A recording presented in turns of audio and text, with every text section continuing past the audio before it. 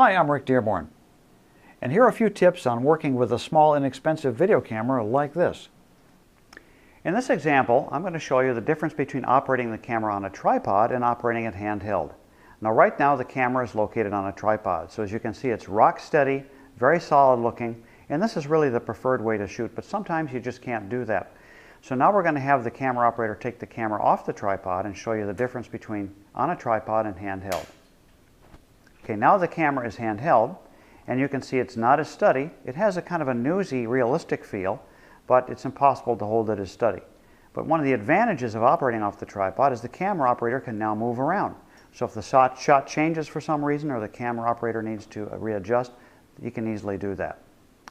Now, one of the things that we're going to teach here is how to try to keep the camera zoomed all the way out when you're operating handheld, and we'll show you why. So I'm going to have the camera operator back up as far as he can and then zoom in to get the same shot that he had where he just was a second ago.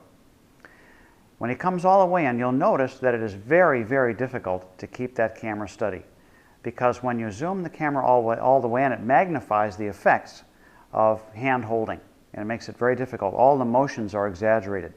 So now I'm going to have him zoom all the way out and then physically move the camera into the same position, and notice the difference. Now you see the shot is pretty much the same, but now the camera is a lot steadier. So the lesson here is use a tripod when you can, but if you can't use a tripod, keep the camera zoomed all the way out when you're hand holding, and the shot will be a lot steadier. In this example, we're going to show you some of the problems with using the zoom lens in one of the inexpensive digital cameras. The first problem is the fact that these cameras don't actually have a zoom lens. It's not an optical process, it's a digital process. So when you zoom the camera all the way in like we're seeing right now, what happens is the camera is actually magnifying the digital image, which makes it less sharp. Now you may notice that when the camera is zoomed all the way in, it looks a little softer, maybe kind of looks like it's out of focus.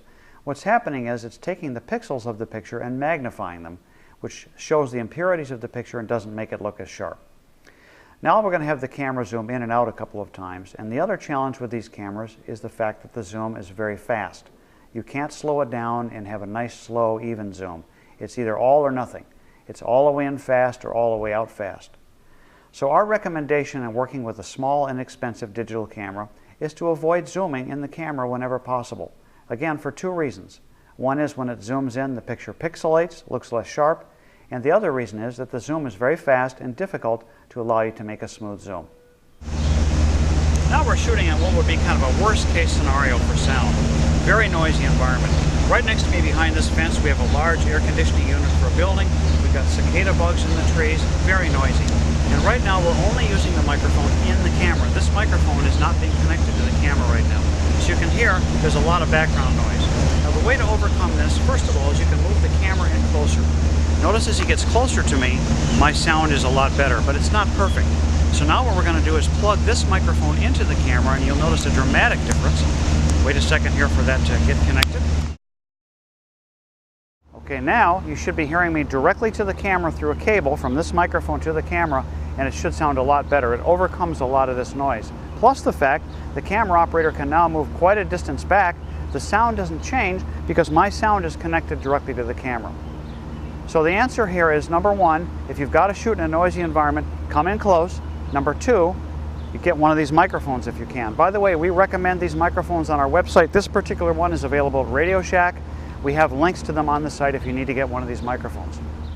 In this environment, we're showing you what happens if you have to record in a very echoey environment like this. The environment that I'm in right now has a very high ceiling, hard surfaces. As you can hear, it's very echoey and reverberant. Not a good place to record. Right now we're using the microphone in the camera. Let's see what happens if we plug in this microphone here that I'm wearing. Okay, now we switch to this microphone. You'll notice a dramatic improvement in the sound because the microphone is now closer to my voice. However, it's still very echoey. The solution generally is to try to avoid recording in a location like this. Now we're in an environment that's probably ideal for recording sound, a living room. I'm surrounded by soft furniture, carpeting, not a lot of hard walls. It's quite a contrast from where we were in the last take, where we were in that very echoey place.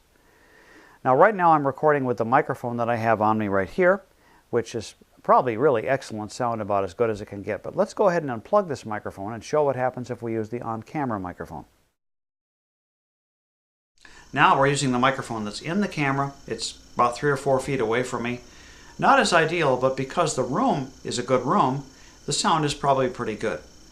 But again, the issue is this may not be the environment that adds something in terms of value to your video about what it says. If it's a living room shot, great, but you might not want a living room shot, you might want an office shot. So you have to balance the location with the sound recording abilities. One thing that's true about all video cameras is that you have to have enough light for them to make a decent picture. If you don't, the picture looks grainy and soft, like the picture you're looking at right now. So the solution is to give the camera enough light to work with and the picture sharpens up. Watch what happens when we turn more light on. As you can see now, the camera doesn't have to work as hard to make the picture, so the graininess goes away and the picture looks a lot better. One of the challenges of working with these small cameras is the fact that the batteries don't last very long.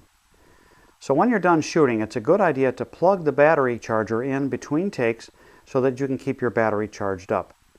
But don't forget to unplug it when you start shooting again, because we've discovered that when the charger is plugged in, it can introduce a hum or a buzz in the audio, and you certainly don't want that. We encourage you to make use of the many production forms available on the MarketVid site.